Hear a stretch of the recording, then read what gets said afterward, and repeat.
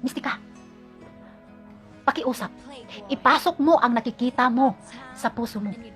At gamitin mo din ang utak mo. Huwag basta lang mata. Hindi porkit nakikita mo yun na ang gusto mo sabihin.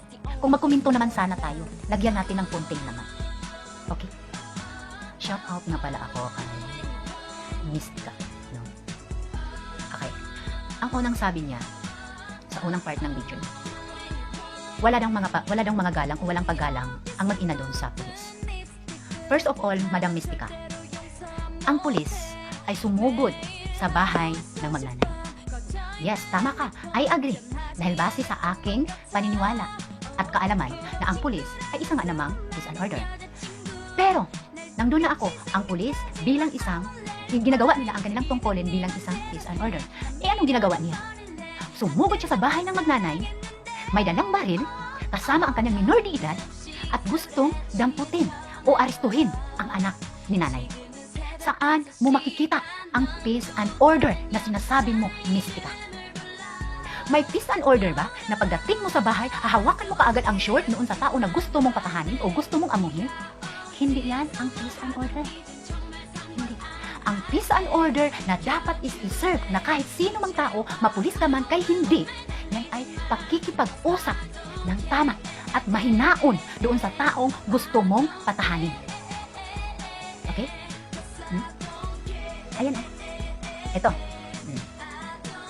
Saan ang sinasabi mo?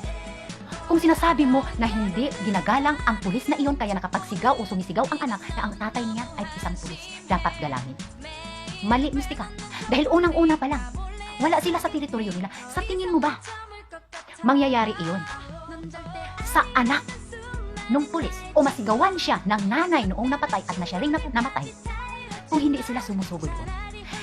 Pulis ka, nandun ka, kung gusto mo mag-serve ng peace and order, kung ipapakita mo ang serbisyo mo bilang isang pulis, pumunta ka doon, huminaon ka, at hindi ka dapat lasing, at wala kang dapat dala na baril, at lalong hindi mo dapat dalhin ang anak mong minor de edad. Tapos sabihin mo, ang bata, mas mabuti ang bata dahil nag-isip na mas mahalaga at kailangan galangin ang kanyang ama dahil pulis. No. Hindi karapat-dapat galangin ang ganong ama, Mistika. Bakit? Anak niya yun. Dinala niya o sinama niya doon sa bahay kung saan siya sumugod at may bitbit pa siyang baril. Para sa akin, Mistika, that is your opinion and this is my opinion. Para sa akin, Mistika, ang walang galang at bastos sa dalawang parting iyon, kundi ang pulis. Bakit? Bakit, Mistika? Isaksak mo sa kukuti mong inday. Ha? Bakit? Dahil ang pulis ang sumugod doon sa teritoryo ng magnanay at basta na lang niyang damputin na wala man lang siyang dalang arrest warrant. Sa madaling salita, Mistika, pinakita niya ang kanyang kayabangan. Hindi porkit pulis ka, Mistika, pwede ka nang pumatay at pwede ka nang umaristo ng ganun-ganun na lang. Pasensya na, Mistika, pero ito ang nakikita ko. Nadama ko. Ito ang nadama ko. Hindi lang, wag mo lang gamitin ang mata mo para masasabi mo na mayroon kang kakayahang magbigay ng tamang opinyon ukol sa pangyayari. Huwag mata ang gamitin, kundi dalhin mo at isaisip mo ang tunay na pangyayari. Huwag mata, dahil base sa sinasabi mo sa unang part ng video mo, base sa nakikita mo yan ang nakikita mo. Pero kung titingnan natin, sino ba ang nanugod? Sino ba ang nais mangdampot ng basta-basta? Unang doon na tayo. At base sa kwento na naririnig noon at mismong kumuha ng video, ang tito niya ay nagpaputok lang na gamit ng lata. Walang baril. Hindi baril o hindi sumpak o kung ano-ano. Kundi yung mga artificial lang na paputok. As usual sa ginagawa ng mga tao na nasa probinsya pag magpapasko o mag-New Mistika, pakiusap. Ipasok mo ang nakikita mo sa puso mo. At gamitin mo din ang utak mo. Huwag basta lang mata. Hindi porkit nakikita mo yun na ang gusto mong sabihin. Kung magkuminto naman sana tayo, lagyan natin ng konting naman. Okay? Ang masasabi ko lang, ang pagkakamali ni nanay ay yung hindi niya talagang bibitawan ang kaniyang anak. Dahil bilang isang nanay, natural, hindi ko hahayaang madampot na lang ang anak ko ng ganun-ganun. No? Nanay ka eh. Kung nanay ka, Mistika, ilagay mo sa sarili mo na ikaw ang nanay. na yung anak mo basta-basta na lang damputin, na hindi mo alam kung ano ang kasalanan, ni wala man lang dalang warrant of arrest yung gustong lumampot sa anak mo. Natural, mistika, hindi mo bibitawan yun. Huwag mong ilagay sa panig mo doon, ang panig mo sa isang pulis. Okay?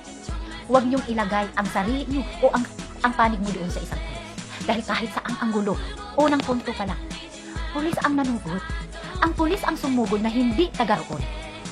Hindi taga-roon. At hindi siya naka-uniform.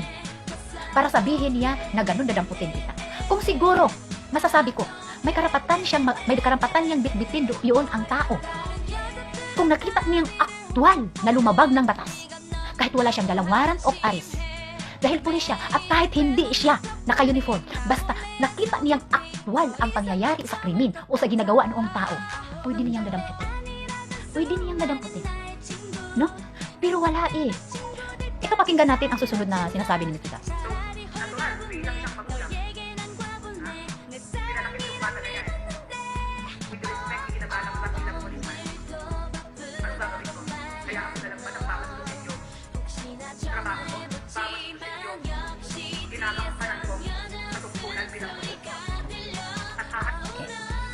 Ang sabi niya, ginagalang nung bata ang kanyang tatay bilang isang pulis. Okay, so parang high to the level yung pulis, no? Ito man naman masasabi ko, Mystica. Bilang isang ina, pabalik-balik tayo, no? Bilang isang ina, hahayaan ko na lang ba na idadamputin ang anak ko sa pulis na kung sino-sino dun mismo sa teritoryo ko? Na walang arrest of warrant, na walang batas, na walang nilabag na batas ang anak ko? Magkamatayan na tayo, Mystica, kung magkamatayan. Hindi ko hahayaang madampot ang anak ko. Hayaan ko na lang na i-manipulate ako itong mga maglolang ito na wala silang pakialam. While I would be na police member na parang ako makulong. Ayaw ko na mapahiya at mawalan ng dignidad.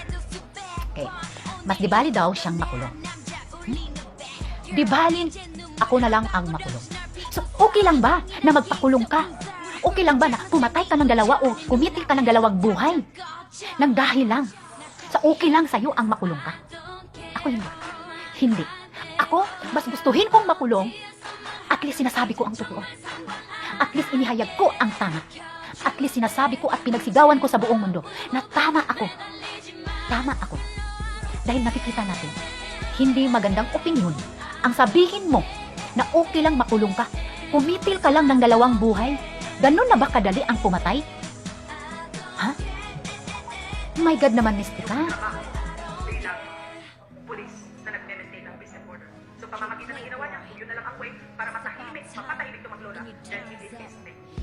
That's what I mean. Sa sinasabi mo, kung yun na lang ang magawa mo para matahimik ang lola, hindi, Mystica. Hindi. Maling-mali. Sa pagsugod mo pa lang, hindi. Mali na siya doon. Bakit? Unang-una, wala siyang arrest warrant na dala. O warrant of arrest. Pangalawa, hindi siya doon naka-duty sa mismong sentyo na yun. Pangatlo, walang actual krimen ang nangyayari. Okay?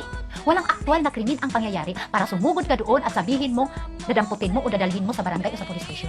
No, maling-mali yun, Mystica. Sa ginagawa noong pulis, hindi peace and order ang dinala niya doon. Kundi nag-trigger siya para magkakagulo. Nag-trigger siya para magkakagulo ang pamilya, para magkakagulo ang area. Yun ang ginagawa ng policeman, Mystica. Hindi peace and order ang siniserve niya doon, kundi trigger for the trouble. Okay, Mystica? Dahil sila nga ang sumugod, Inday. Sila ang sumugod. Na kahit saan mong tingnan, maling-mali ang ginagawa noong pulis na pagsugod doon. Sa area kung saan teritoryo ng mag-ina. Na walang actual krimen na pangyayari. Maling-mali, Inday, Mystica. Maling-mali. Hindi peace and order ang isiniserve niya doon, kundi trigger to get trouble. Madam Mystica, that is a senses of your words, Mystica. Hindi peace and order, kundi trigger for the trouble. Kung sa loob ng pamamahay na yon, yung mga taong nasa loob, yung mga pamilyang nang iyon, kung mga barambado iyon, mga walang respeto iyon, o walang mga galang iyon, sa tingin nyo ba, yung pulis ay hindi nila pagtutulong-tulungan? Hindi. May respeto pa rin sila bilang isang kapitbahay. Dahil hindi nila nagawang pagtulong-tulungan. Sa dami-daming tao doon, mga babae, 3 ata ang babae o 4 doon. Bukod kay kuya, at saka yung napatay at kay nanay. Di ba? Kung tutuusin, pwede nilang pagtulong-tulungan ang pulis na iyon. At pwedeng sabihin na self-defense. At trespassing ang pulis. May bitbit na baril, pumapasok ka sa teritoryo namin. Anong pakay mo? Patayan? O di sige, dali ka. Pagtulungan ka namin. Ganon. Common sense, ikaw, wag dakdak ng dakdak. Gamitin ang puso at isa-isip, wag mata. Thank you guys. Higil na ako.